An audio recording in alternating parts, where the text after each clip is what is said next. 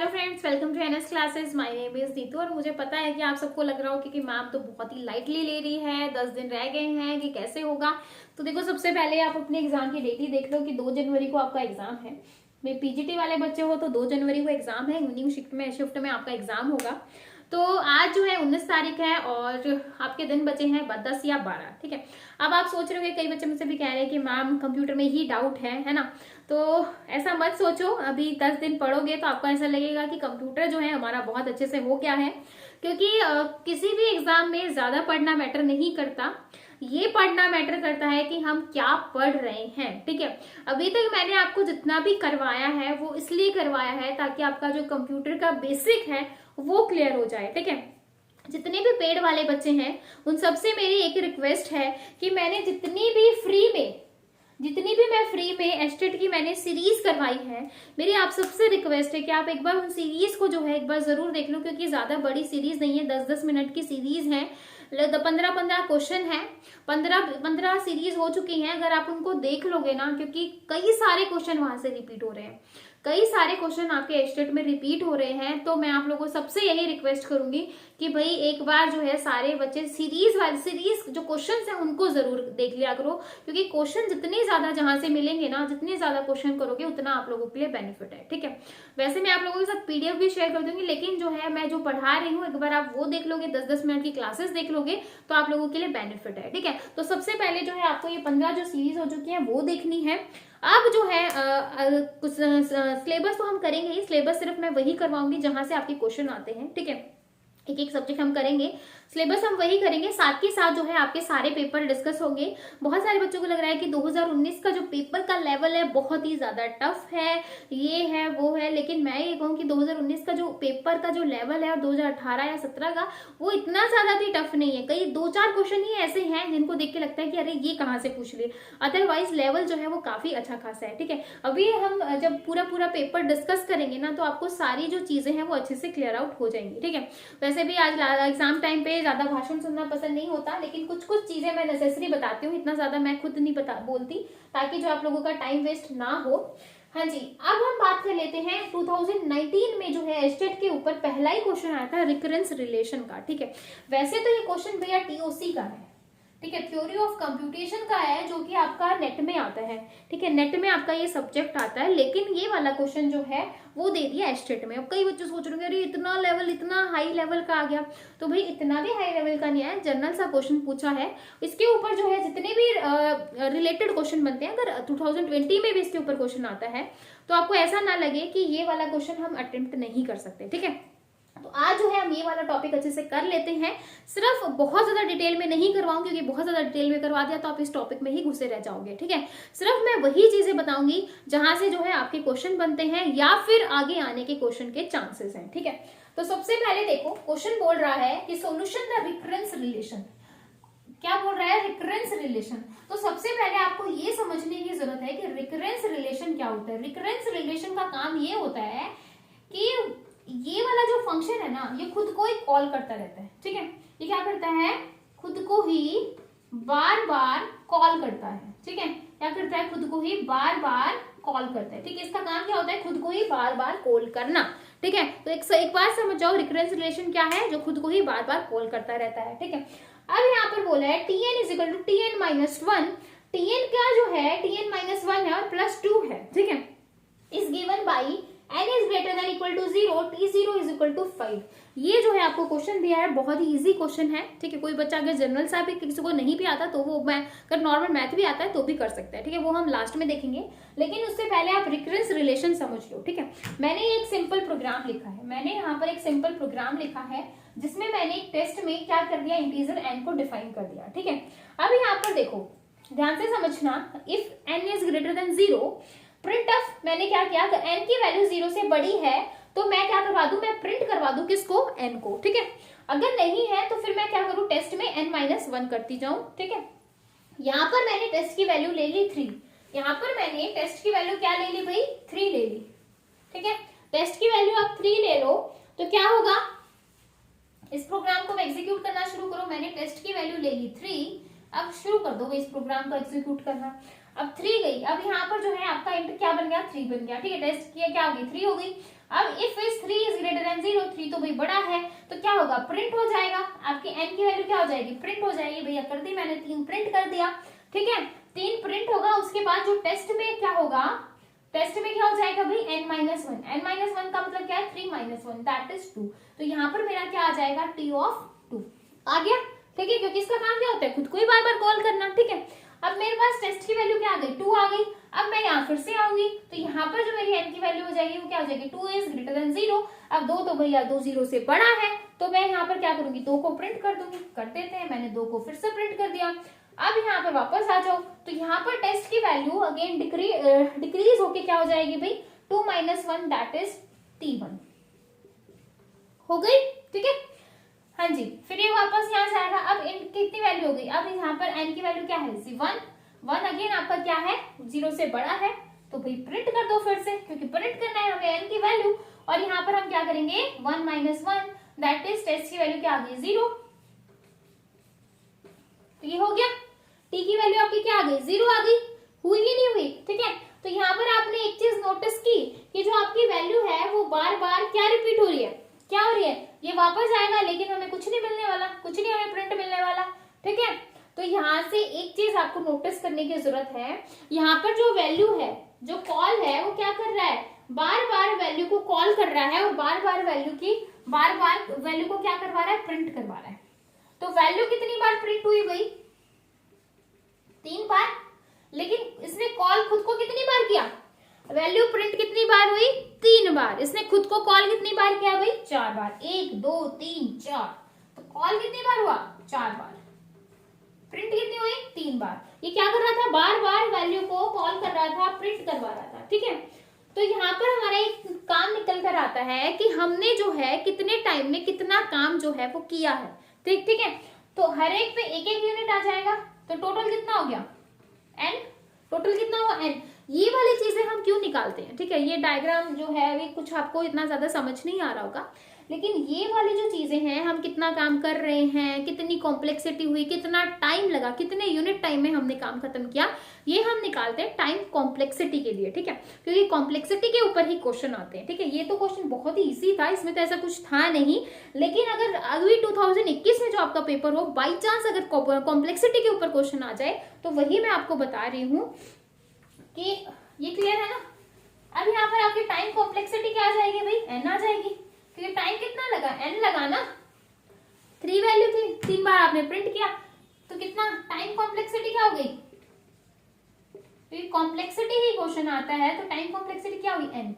तो एक चीज नोटिस करने की जरूरत है, आपके पास क्या था, ये था, देखो ये था आपके पास, थोड़ा सा जनरल देखना, अभी सिर्फ मैं आपको एक वैसे समझा रही हूँ, इसको डिटेल में जो है हम स्टेट के एग्जाम के बाद देखेंगे। अभी सिर्फ ये समझो कि अगर ऐसा क्वेश्चन आता है, तो देखो tn की वैल्यू यहाँ पर क्या है, यहाँ पर देखो आपका tn-1 है, तो अगर यहाँ पर कॉम्प्लेक्सिटी की बात हो, तो आपका जो आंसर होगा वो क्या होगा, ऑर्डर ऑफ n, ठीक है, क्या होगा, ऑर्डर ऑफ n, ठीक है।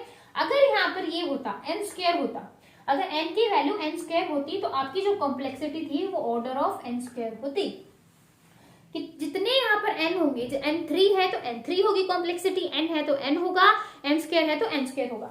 एक चीज और देखो, अगर यहाँ पर स्टेटमेंट में ये होता tn is equal to n plus n² plus 1, अगर ये होता, तो यहाँ पर जो आपकी टाइम कॉम्प्लेक्सिटी होती वो n² होती, क्या होती भाई, n² होती। आपकी जो टाइम कॉम्प्लेक्सिटी होती यहाँ पर क्या होती भाई, n² होती, क्योंकि हम यहाँ पर जो मैक्सिमम जिसकी वैल्यू होती है, मैक्सिमम जिसकी पावर होती है, हम उसको यहाँ पर लिखते हैं। आप ऐसा नहीं करोगे कि यहाँ पर n की 1 पावर है, n की 2 पावर है, हम इसकी जो कॉम्प्लेक्सिटी है वो 3 कर दें, ऐसा नहीं होगा। जिसकी जितनी ज्यादा कॉम्प्लेक्सिटी है, जैसे यहाँ पर n² सबसे ज्यादा है n से, तो आपकी जो टाइम कॉम्प्लेक्सिटी है वो क्या बन जाएगी, n² बन जाएगी, ठीक है। अगर इस तरीके का अभी नेक्स्ट टाइम पे क्वेश्चन आ जाए, अगर कॉम्प्लेक्सिटी पूछ ले, तो आपको सिर्फ यहाँ पर n चेकआउट करना है कि n अगर n है तो आप n करोगे, n² है तो n करोगे, ठीक है। जितनी हाईएस्ट है आप उतना ही हाईएस्ट उसकी कॉम्प्लेक्सिटी कर दोगे, ठीक है। इससे ज्यादा क्वेश्चन नहीं आएगा। अगर ऐसा ही सेम क्वेश्चन आ जाए, तो अभी बता देती हूँ किस तरीके से आपको सॉल्व करना है। अगर ऐसा ही सेम क्वेश्चन आ जाए, तो आप किस तरीके से सॉल्व करोगे भाई। अब देखो यहाँ पर देखो tn-1, अब यहाँ पर देखो t0 की वैल्यू क्या है, 5, एक चीज नोटिस करना, t0 की वैल्यू क्या है 5, ठीक है। अब यहाँ पर देखो, यहाँ पे n की वैल्यू अगर मेरे पास 1 है, t0 अगर मैं यहाँ पर लू n की वैल्यू 1 तो t0 प्लस 2 हो गया। मतलब अगर मैं यहाँ पर n की वैल्यू मैंने 1 ले ली तो आपका क्या होगा t n माइनस 1 यानी कि 1 माइनस 1, तो क्या हो जाएगा t0 आ जाएगा प्लस 2 हो जाएगा। t0 की वैल्यू कितनी दे रखी है 5 दे रखी है, दे रखी है कि नहीं दे रखी है, t0 की वैल्यू कितनी दे रखी है भाई 5 दे रखी है। अब देखो 5 में मैं 2 ऐड करूंगी तो कितना बन जाएगा 7, कितना बन जाएगा 7 बन जाएगा। अब देखो इन 4 ऑप्शन में से ऐसा 7 कहां पर बन रहा है, क्या मैं n की वैल्यू यहाँ पर 1 रखूं, क्या यहाँ पर मेरा 7 बन रहा है, नहीं बन रहा, ठीक है। यहाँ पर देखो अगर n की वैल्यू आप 1 रखो ये तो माइनस में जा रहा है, यहाँ पर देखो n की वैल्यू मैंने 1 रखी, कितना बना 7 बना, 2 जमा में 5 7 बना। अगर n की वैल्यू मैंने 0 रखी तो 5 बना, क्योंकि n की वैल्यू 0 पे आपका t0 कितना था 5 था, तो मैं n की वैल्यू 0 रखूं तो t0 की वैल्यू कितनी आ रही है 5 आ रही है कि नहीं आ रही। मतलब कहां से मैच हो रहा है, ये क्वेश्चन तो आप डायरेक्ट n की वैल्यू पुट ऑन करके भी निकाल सकते हो, आपको इतना ज्यादा यहाँ पर देखने की जरूरत नहीं है। लेकिन अगर रिकरेंस रिलेशन पे कॉम्प्लेक्सिटी के ऊपर क्वेश्चन आए, क्योंकि यहाँ पर इसका काम यही होता है खुद को कॉल करना, और इसलिए कॉल करते हैं ताकि हम टाइम कॉम्प्लेक्सिटी का कितने यूनिट टाइम में उसने अपने काम को खत्म किया है, इसलिए हम कॉम्प्लेक्सिटी निकालते हैं, और जितनी n की वैल्यू आपको गिवन होगी उतना ही आप जो है अपना आंसर बताओगे। क्लियर है भाई, ये वाला क्वेश्चन क्लियर है। मुझे लगता है कि इससे ज्यादा जो है आपको 2021 में इससे बाहर क्वेश्चन देखने को नहीं मिलेगा। अगर वापस से इसके ऊपर क्वेश्चन आए तो अगर इस टाइप से क्वेश्चन आए तो डायरेक्ट आप वैल्यू रख के देख सकते हो कि भैया किसके साथ वैल्यू मैच हो रही है। अगर आपको जो है कॉम्प्लेक्सिटी पूछे तो आप जो है n की वैल्यू चेकआउट करके अपनी कॉम्प्लेक्सिटी बता सकते हो। क्लियर है भाई, कोई डाउट हो तो पूछ लो। रिकरेंस रिलेशन की डेफिनेशन आएगी वो भी मैंने आपको बता दी है, तो इससे रिलेटेड मुझे नहीं लगता कि आपका कोई क्वेश्चन आएगा, ठीक है। अब हम देख लेते हैं सेकंड क्वेश्चन को, ठीक है। सेकंड क्वेश्चन को थोड़ा और डिटेल में देख लेते हैं।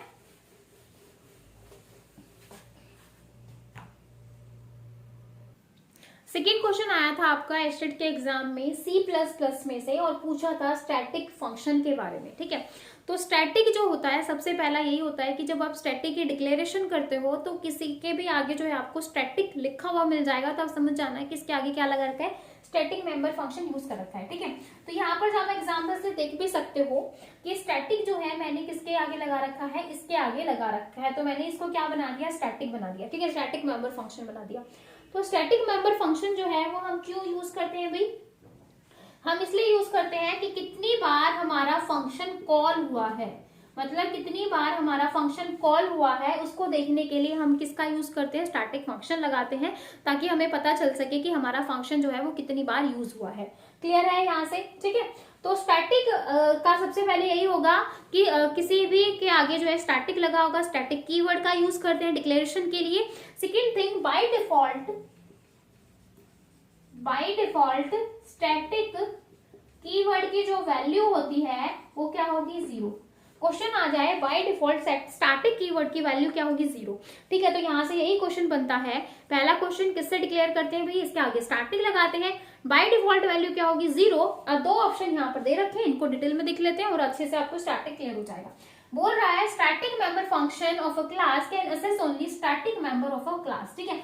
जो स्टैटिक मेंबर फंक्शन है वो सिर्फ क्लास पे ही जो है उसको हम असेस कर सकते हैं। यहाँ पर देखो ये मैंने क्लास बना दी S और यहाँ पर मैंने स्टैटिक को डिफाइन कर दिया, ठीक है। तो मैं विद इन क्लास ही इसको क्या कर सकती हूँ, असेस कर सकती हूँ, ठीक है। यही स्टेटमेंट में बोल रहा है।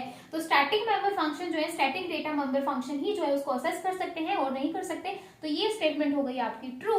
और सेकंड बोल रहा है static data member of a class is shared by all the object of the class. जो स्टैटिक डेटा मेंबर्स हैं वो क्या करते हैं, शेयर करवाते हैं। अब यहाँ पर देखो मैंने स्टैटिक को जो है डिफाइन किया और फिर मैंने क्या कर दिया, इस क्लास S को, इसमें नंबर ऑफ ऑब्जेक्ट को मैंने क्या कर दिया, डिफाइन कर दिया, S1 S2 S3, ठीक है।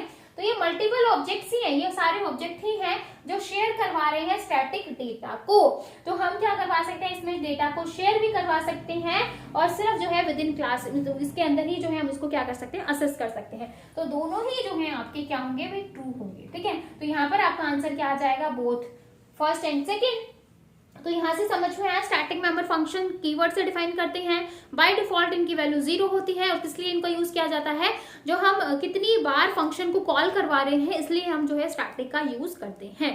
ठीक है, और जितने भी हम ऑब्जेक्ट जो है इसके अंदर यूज करते हैं तो स्टैटिक की जो है वो क्या बन जाती है, कॉपी बनती रहती है। ठीक है, तो सारे ऑब्जेक्ट जो है हम इसके साथ क्या कर सकते हैं, शेयर करवा सकते हैं स्टैटिक में। ठीक है, तो ये क्लियर है भाई, यहाँ तक क्लियर है। कुछ पॉइंट और लिख देती हूँ जिससे अगर स्टैटिक के ऊपर कोई और क्वेश्चन बने तो आपका जो है गलत ना हो। ठीक है, तो कुछ पॉइंट्स लिख देती हूँ जिससे आपको जो है सारे क्लियर हो जाए। इरेज कर देती हूँ, इरेज कर दो भाई, इसको इरेज कर दिया। ये पेपर तो आपके पास है ही, है ना, तो पेपर देख लेना अपना और साथ के साथ देखना। ठीक है, अब देखो इट इनिशियलाइज 0, मतलब हम इस केस को, जैसे कि मैंने कहा कि हम इसको किससे इनिशियलाइज कर सकते हैं, 0 से इनिशियलाइज कर सकते हैं। एक सेकेंड,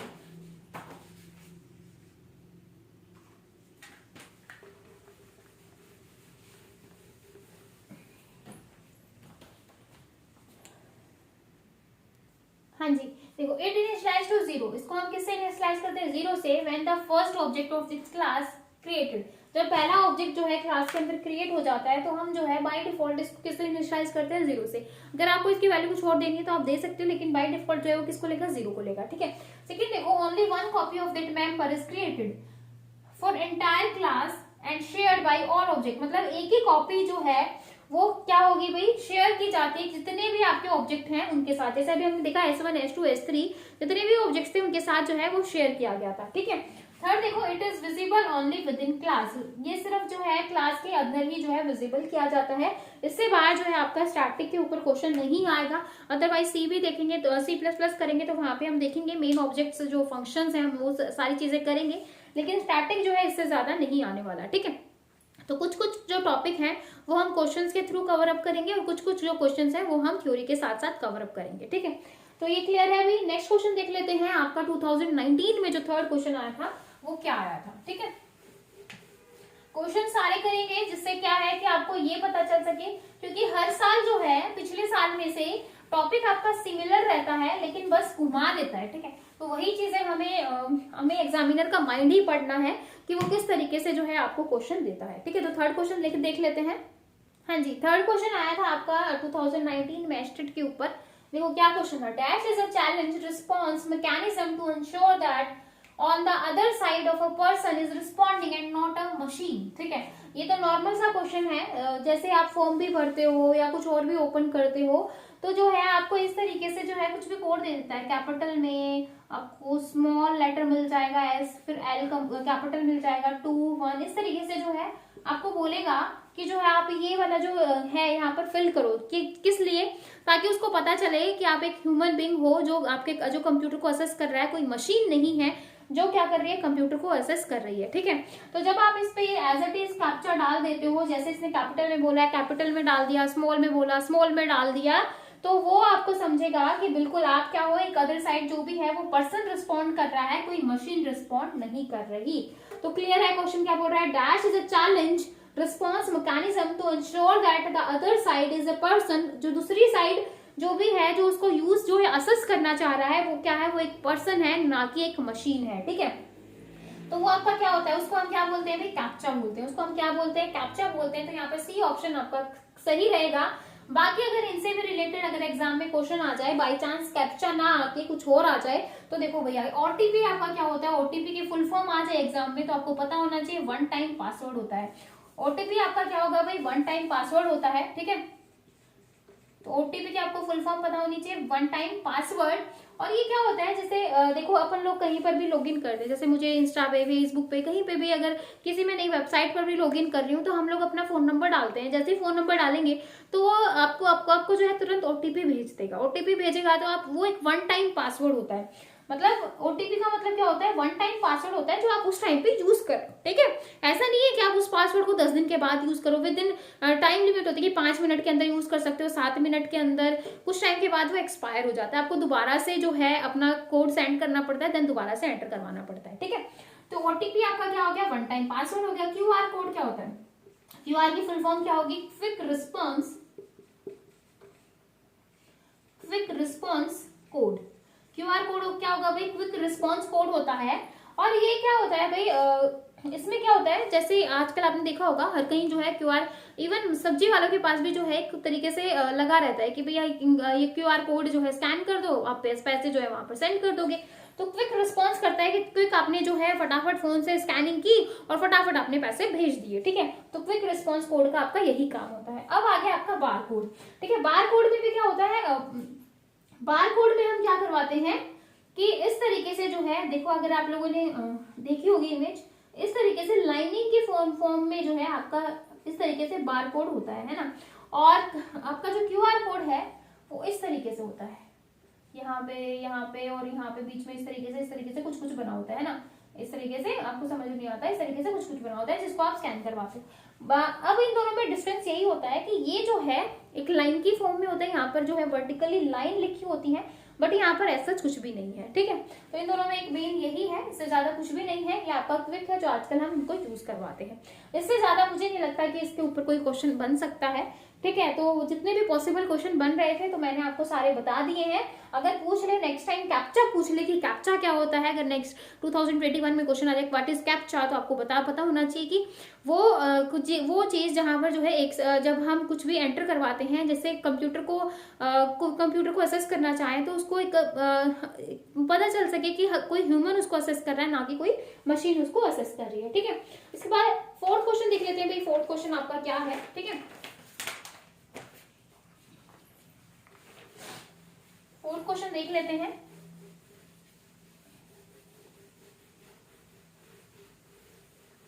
क्योंकि क्वेश्चंस अगर आप ऐसे ही प्रीवियस ईयर क्वेश्चंस लगा लोगे तो आपकी प्रैक्टिस भी हो जाएगी और साथ के साथ आपको पता भी चल जाएगा कि किस तरीके के क्वेश्चन है। मुझे तो काफी इजी लगा आपका 2019 का पेपर, ठीक है। तो फोर्थ क्वेश्चन देख लेते हैं भाई। हाँ जी, फोर्थ क्वेश्चन देखो, फोर्थ क्वेश्चन में क्या बोल रहा है in context of error detection and correction in computer network, ठीक है। तो इससे तो आप समझ ही रहे हो कि ये वाला जो क्वेश्चन है यहाँ पर कंप्यूटर नेटवर्क का है और बोल रहा है कि सीआरसी की आपको फुल फॉर्म बतानी है, ठीक है। तो देखो सीआरसी की यहाँ पर आपको 2019 में फुल फॉर्म पूछ ली, तो सीआरसी जो है वो स्टैंड करता है साइकिल रिडंडेंसी कोड। सीआरसी की फुल फॉर्म क्या हो जाएगी, साइकिल रिडंडेंसी कोड हो जाएगी। अगर अभी 2021 पे अगर सीआरसी से ही क्वेश्चन आए तो एक तो ये क्वेश्चन बन सकता है कि कंप्यूटर नेटवर्क पे ये कौन सी लेयर पर होता है, सीआरसी जो है वो कौन सी लेयर पर होगा भाई, सीआरसी जो है वो आपका डेटा लिंक लेयर पर होता है। कौन सी लेयर पर होगा भाई, डेटा लिंक लेयर पर होता है। और इसका जो काम होता है वो क्या होता है, एरर डिटेक्ट करना और उसको करेक्ट करना, ठीक है। तो इससे ज्यादा इस पे क्वेश्चन नहीं बनते। तो सीआरसी की फुल फॉर्म हुई होगी जो कि 2019 में आ चुकी है। बाई चांस अगर रिपीट हो तो आपको पता होना चाहिए साइकिल रिडंडेंसी कोड होता है जो कि एरर डिटेक्शन और करेक्शन के लिए यूज किया जाता है। एंड सेकेंड जो है ये कौन सी लेयर पर होता है भाई, डेटा लिंक लेयर पर हम इसका यूज करते हैं, ठीक है।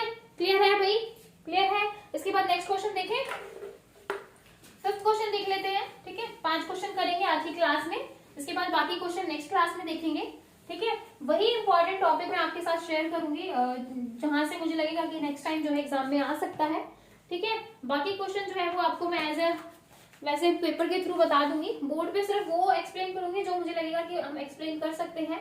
तो dash is used to declare and initialise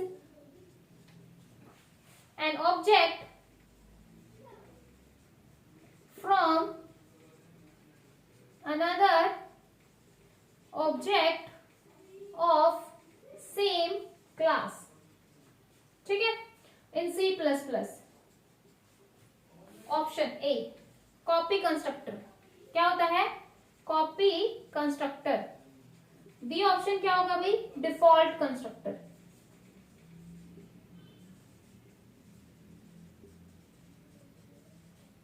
C option क्या होगा भाई, ओवरलोडेड कंस्ट्रक्टर। डी ऑप्शन क्या होगा भाई, नॉन पैरामीटराइज्ड कंस्ट्रक्टर, ठीक है। तो ये था हमारा फिफ्थ क्वेश्चन, आज का लास्ट क्वेश्चन। बोल रहा है कि ऐसा कौन सा जो है जिसको हम डिक्लेयर करें और इनिशियलाइज करें object from another object of same class, मतलब एक ही ऑब्जेक्ट को हम इनिशियलाइज करें और हम दूसरे ऑब्जेक्ट मतलब सेम क्लास में हम उसको क्या कर सके, इनिशियलाइज कर सकें, ठीक है। तो इस टाइप का जो कंस्ट्रक्टर होता है बिल्कुल सीधी ही समझ में आ रहा है कि सेम ही ऑब्जेक्ट को आप दूसरी क्लास में जो है आप क्या करवा रहे हो, एक तरीके का आप कॉपी करवा रहे हो ना। आप डायरेक्ट डेफिनेशन से समझो ना, डेफिनेशन में क्या बोल रहा है, डैश इज डिक्लेयर, मतलब क्या आप यूज करना चाह रहे हो।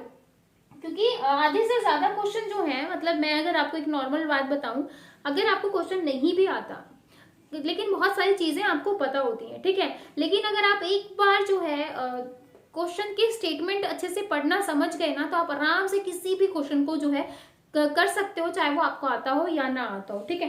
कई बार क्या होता है, आता होता क्वेश्चन भी जो है हम स्टेटमेंट गलत रीड करके जो है गलत कर देते हैं, ठीक है। तो हमारा सबसे पहला काम यही है कि स्टेटमेंट को बहुत ही अच्छे तरीके से रीड करना, ताकि जो है हमें क्वेश्चन आए या ना आए, हमें आंसर सही करना है, ठीक है। तो अगर आपको नहीं भी पता कंस्ट्रक्टर के बारे में, तो आप देखो कि ऐसा कौन सा है जिसको हम डिक्लेयर करें, इनिशियलाइज करें ऑब्जेक्ट दूसरी क्लास में भी, मतलब दूसरी सेम क्लास, मतलब दूसरे वहां पर ऑब्जेक्ट को, तो वहां पर क्या करें, एक तरीके से कॉपी तो करवा रहे हैं, वहां से कॉपी उठा के दूसरी जगह कॉपी कर दिया। तो इस टाइप का जो कंस्ट्रक्टर होगा वो क्या होता है भाई, कॉपी कंस्ट्रक्टर होता है। अब कंस्ट्रक्टर क्या होता है, कंस्ट्रक्टर की टाइप क्या होती है, इन सबको जो है हम डिटेल में करेंगे, बाकी नेक्स्ट क्लास में करेंगे। क्योंकि C++ के जो फंक्शंस हैं, क्योंकि C++ जो होती है वो आपकी ऑब्जेक्ट ओरिएंटेड प्रोग्रामिंग होती है, जो उप्स के जो कंसेप्ट और जो फीचर्स हैं उन्हीं के बेस पे जो क्वेश्चन आता है। तो इनहेरिटेंस हो गया और आपका जो कंस्ट्रक्टर वाला टॉपिक हो गया, उसको हम डिटेल में देखेंगे किस तरीके के वहां से, जो कि मोस्टली जो है क्वेश्चन आते हैं, तो कैसे क्वेश्चन बनेंगे और किस तरीके से आते हैं और हमें कैसे कितना करना है, वो हम नेक्स्ट में डिटेल में देखेंगे, ठीक है। तो आई होप आपको आज की क्लास अच्छी लगी होगी, पांचों क्वेश्चन डिटेल में समझ में आए होंगे, नहीं आए तो कमेंट सेक्शन हाजिर है, आप पूछ सकते हो। तो फिर मिलेंगे नेक्स्ट क्लास में, तब तक के लिए बाय एंड थैंक यू।